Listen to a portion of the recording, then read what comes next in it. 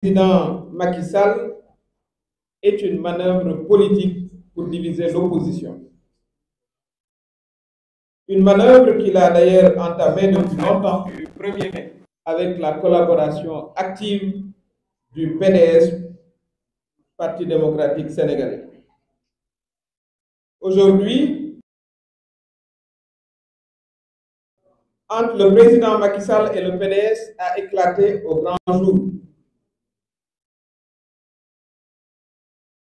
Pas participant au dialogue. Le PDS est co-organisateur avec le président Macky Sall d'un pseudo-dialogue et paradoxalement, l'actuel ministre de l'Intérieur, Antoine Diop, ancien procureur adjoint de la CREI qui a condamné Karim Wade, en sera le facilitateur. Paradoxe.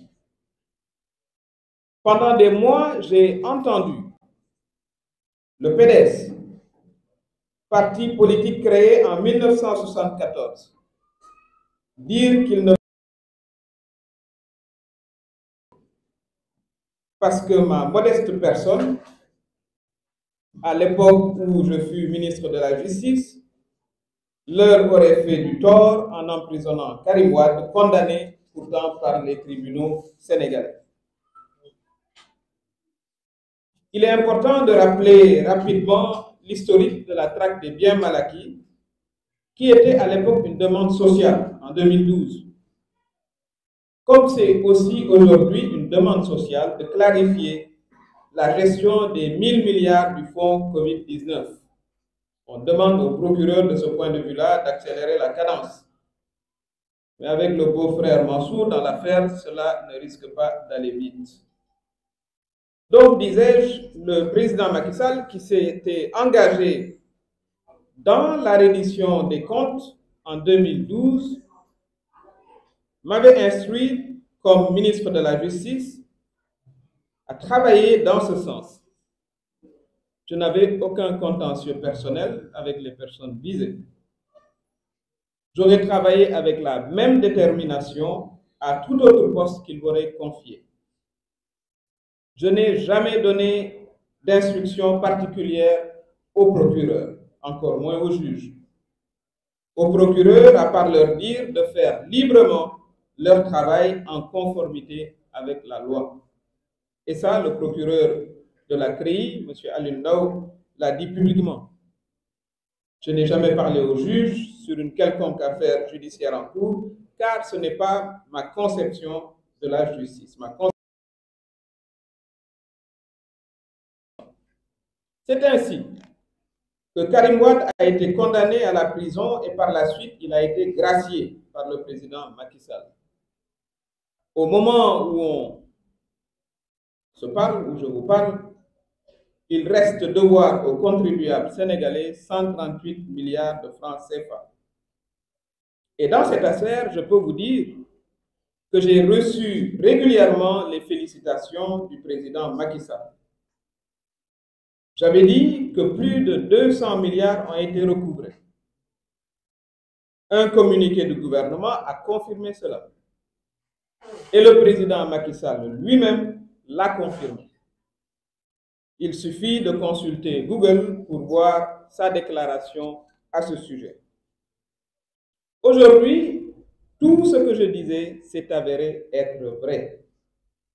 L'issue du deal entre le PDS et le président Macky Sall est claire. Le PDS va accepter la candidature du président Macky Sall et en contrepartie, Karim Wade sera amnistié et les 138 milliards qu'il nous doit seront passés pour perte et profit, comme tous les frais engagés pour son procès. Au préalable, le Parti démocratique sénégalais a donné des gages solides au président Macky Sall. D'abord en votant toutes les lois à l'Assemblée nationale, alors que Benno Bokk Yakaar avait déjà perdu sa majorité quand je suis devenu député non inscrit. Le PDS a absous le président Macky Sall en le tenant pour non responsable de l'emprisonnement de Karim Wade D'après le PDS, c'était donc son ministre de la Justice, Aminata Touré en l'occurrence, qui en serait responsable. Et avec la coalition présidentielle Benno Bokk Yakaar, le PDS a voté la confiscation illégale de mon mandat de député. Pour valider le deal entre le président Macky Sall et le PDS, un pseudo-dialogue va être organisé, mais ça c'est pour jeter de la poudre aux yeux de l'opinion nationale et de l'opinion internationale. En blanchissant Karim Wade et en effaçant les 138 milliards qu'il doit aux Sénégalais. Et comme dans tout deal, il y a une contrepartie. En contrepartie, les candidatures, vous ne les avez jamais entendu parler de troisième candidature, eh bien, ils le feront en acceptant la candidature moralement et juridiquement inacceptable du président Macky Sall. Le PDS évoquera xale yi nga xam ne dañu doon manifester mbot nañu ñetti téeméer yoo xam ne ëpp nañu ko bi ma ko laajtee bi may ñëw ñu ngi leen téye ci kaso yi te duñu ay samba booy toog dóoruñu këfuñu yëfu jàmbur. Yéen journalistes yi gis ngeen coono bi nga xam ne ci lañ leen dugal. kon li nga xam ne mooy woote président Macky Sall tuddee ko dialogue, man li ma jàpp mooy manœuvre politique. Bureau politique la pour diviser opposition maanaam féewale leen waaye nag ci lii mu ne tàmbale na ko bu yàgg ak parti socialiste sénégalais, parti démocratique sénégalais PDS. newoon naa leen ne ña ngay waxtaan bu yàgg donte PDS ci opposition la ñu ko xamee ba amoon na fi sax intercoalition. tey nag la waxtaan woowu ak diir woowu feeñ bay seet sax du président rek mooy organiser dialogue bi ñoom ñoo bokk di ko organiser waaye nag la ca gën a doy waar mooy ki nga xam ne mooy ministre de l'intérieur te nga xam ne moom moo aajo waxtaan bu parti yi toogee yu ni mel muy Antoine Diome moom moo doon procureur adjoint bi nga xam ne moo ne woon ca procès Karim Wade bañ ko condamné. weer yi yëpp ñu génn nag PDS fu ñu yëkkatee kàddu rek tudd nañ parti boo xam ne ñu ngi ko créé ci 1974 daanaka dana am juróom fukki at saa yu leen laajee rek yéen lu tax du ngeen bokk ci opposition bi dajaloo di xeex troisième mandat di xeex pour que ñëpp bokk ci élection yi dañ la naan man mi Aminata Touré maa fa bokk moo tax duñ fa bokk buñ la ne loolu lu tax ñu ne ndax moo condamné lu woon Karim Wade te ñëpp xam nañ ne ay tribunaux ñoo condamné Karim Wade bañ koy condamné sax fekk na man ma jógee ministère de la justice. waaye nag xëy na dina baax ñu fàttali li ñuy tuddee toujours la traque des biens mal acquis nu mu commencé nu mu doore mooy 2012 sénégalais yi bëggoon nañu xaalis bi nga xam ne ñu ngi ko doon dégg corruption bi lu ne déggoon nañ ko fi ci scandale bokkoon nañ ci li ñu bëgg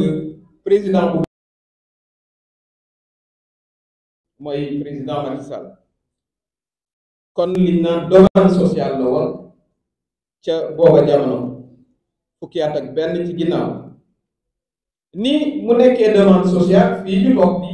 defe naa ne sénégalais yi bëgg nañu aussi ñu leeral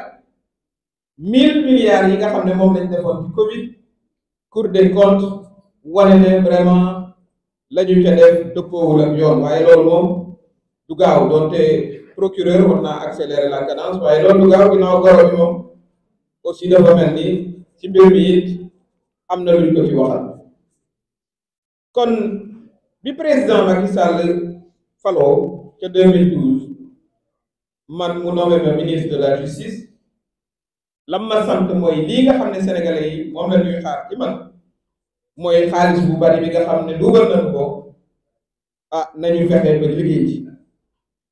kañ lañ doon topp nag ku mel ni Karim Wade musuma ko xam musuma ko nuyu xaw ma ko donc aw ma benn xarma yàlla ak moom lu dul ma doon def suma liggéey te aussi buñ ma joxoon it muy sport artisanat bu mu ci mënti war a doon voilà na ma ca saware woon ak na ma ca defe woon la ma ca waroon a def noonu laa koy defe kon masuma jox instruction maanaam procureur masuma leen wax lanu war a def lu dul topp leen seen liggéey ak li yoon wax defe naa ne procureur bu CREI monsieur Aliou Ndao wax na ko bu yàggul masuma sax sant juge ci beneen affaire ba ma fay jógee ba ñu may ba ma présider seen assemblée générale ba mujj te ñu mayoon ma ci cadeau ah dama leen ne bu fekkee ne am na ci koo xam ne ci yéen ëpp nañ nag 500 et quelques juróomi téeméer ak nangami magistrat fekkee ne rek am na ku ma ci mës a woo ne la lijjantil ma bii dossier wala bii dossier yëkkatil sa loxo loolu nag dafa musut am nu defee procès ba Karim Wade ñu condamné ko la ca des après président Macky Sall bàyyi ko avant peine bi di jeex donte yoreel nañu 138 milliards 138 milliards yooyu ci suñu jox yàlla tey daf ñu ko yoreel ñun Sénégal yi contribuable bi naan contribuable Sénégal yi ne woon naa ne am na 200 milliards yoo xam ne yi ci affaire reddition des comptes jotoon nañ cee teg loxo communiqué au gouvernement au président Macky Sall ca jamono jooju confirmé na loolu président Macky Sall ci boppam jël na kàddu ne akay loolu kay lu am la ku dugg ci Google rek di nga mën a gis la nga xam ne jot na koo wax waaye tey la ma doon wax ba ma PDS di topp rek singali ma ne ma voilà Aminata Touré moo tax ñun duñu ànd ak opposition moo tax ñu bokk F24 la ma doon wax tontu wa mooy dana feeñ ndax lii ab deal bi nag tey la feeñ ñoom ak président Macky Sall ñoo bokk di organiser booy seet lii ñu tuddee dialogue waaye da tey am nag mën naa leen ko wax te mën naa koo bari it PDS dana ne waaw président Macky Sall bu ko conseil constitutionnel mayee war naa mën a nekk candidat loolu moom danañ ko dégg buñ cee yàggule it dañ naan nañu bàyyi rek conseil constitutionnel moom mu seet ñi war a doon candidat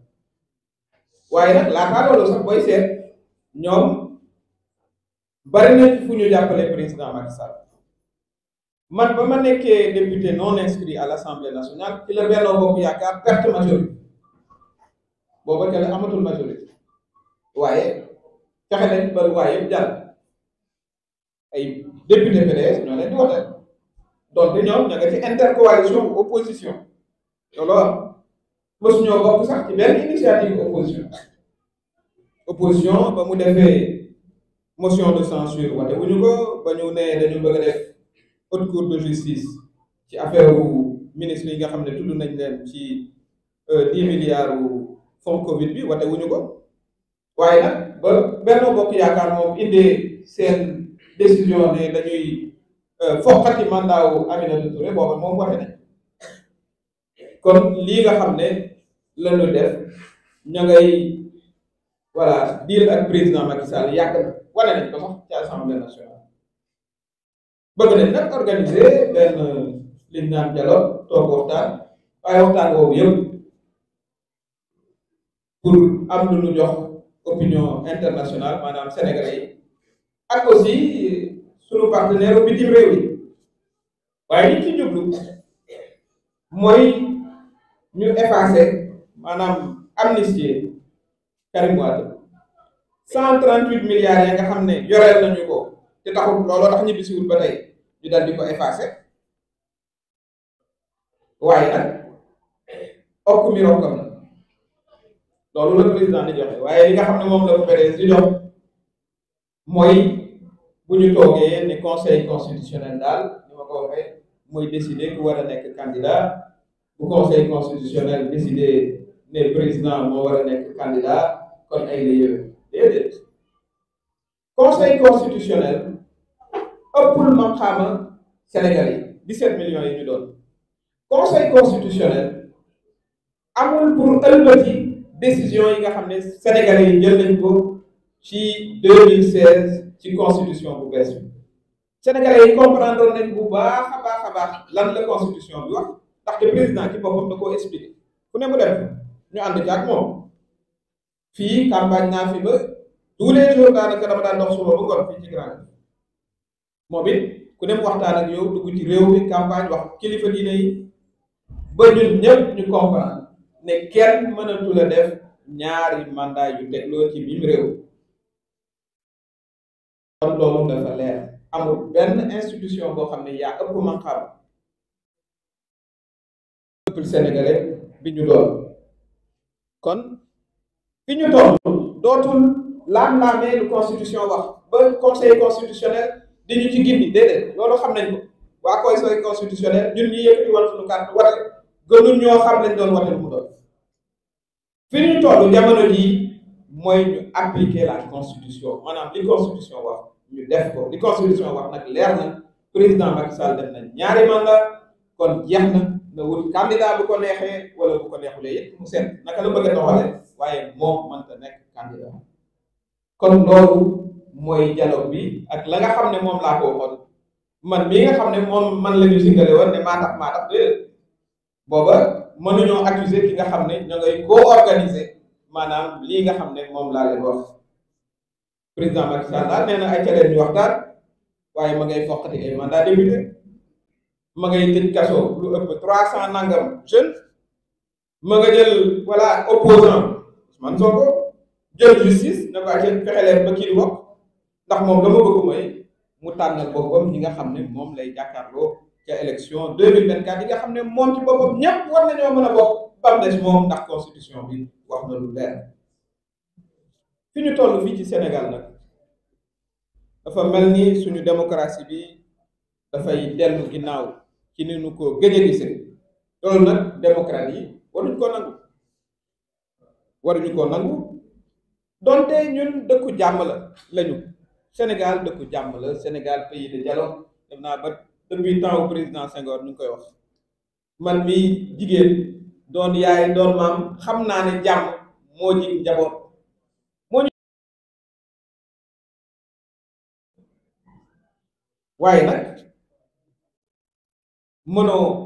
ne ay ca ñu dialogue ba noppi yow sa karwaas voilà di emprisonné ay xale di tëj yéen ñi journaliste yi seen ñaata naataango ñoo ne ci kaso bi te pourtant président ne woon na ci ayam kenn du tëj journaliste di faagaagal ay opposant ba noppi nag ne ay ca leen ñu waxtaan kon loolu li ñu ci jàpp mooy président Macky Sall du waxtaan lay du président Macky Sall li ñu naan manœuvre politique lay def te nag ña ko dee jàppale ak ko dee jàppale mooy parti démocratique sénégalais bu ma ko doon misaal dama naan boo jëlee fukki baaraam seen benn baaraam lañ bàyyi ci opposition bi ndax intercoalition lañu waaye juróom-ñeent ya ca des yëpp ña nga kër président Macky Sall ñoom ñoo ànd di nas lii nga xam ne moom la ñu gis mooy deal politique te defe naa ne sénégalais yi kenn mënoon leen a ndax ñëpp comprendre nañ ne parti bu ñu sos yaa 50 ans juróom fukki at ci ginnaaw voilà ab nit mënu leen a tere def li ñu war a def booba nag fale ñu trouvé ci tubaab naan ay excuse wut lay waaye lay wi moom tey dafa jeex gis nañu lu tax bokkuñu woon ci opposition gis nañu tey lu tax mënuñoo bokk ci F24 parce que lii président di nas ñoo koy nasa ndox moom mu ne leen danaa leen libérer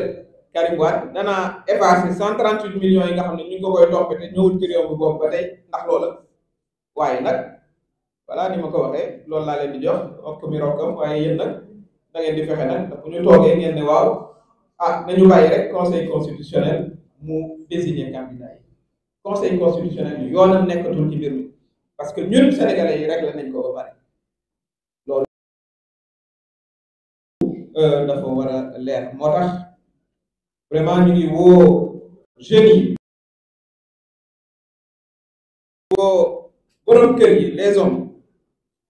voilà ak bu ñu mën a di woo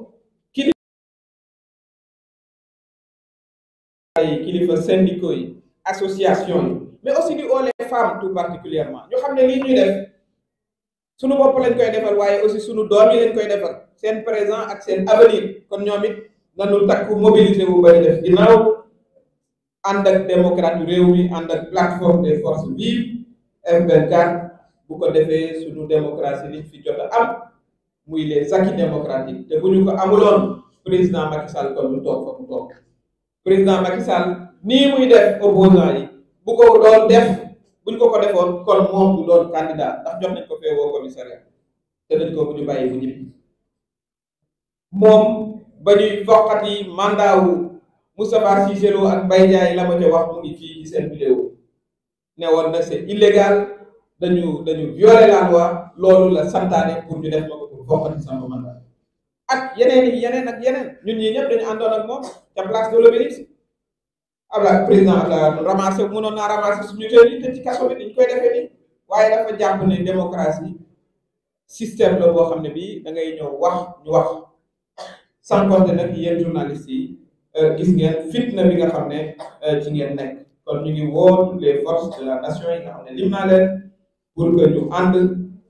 jàppoo fexe ba suñu constitution bi ñu respecté ko ndax président Macky Sall mënul bokk kooku leer na ñu fexe aussi ba organiser élection yoo xam ne yu jaar yoon lay doon bu ko defee ñëpp mën a bokk loolu mooy li nga xam ne bëggoon naa leen ko wax tey maa ngi leen di gërëm di leen sant.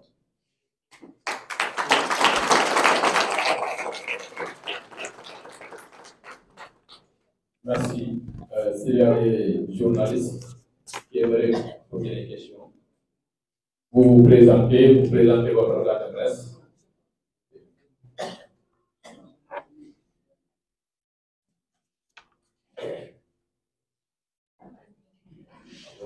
Bonsoir,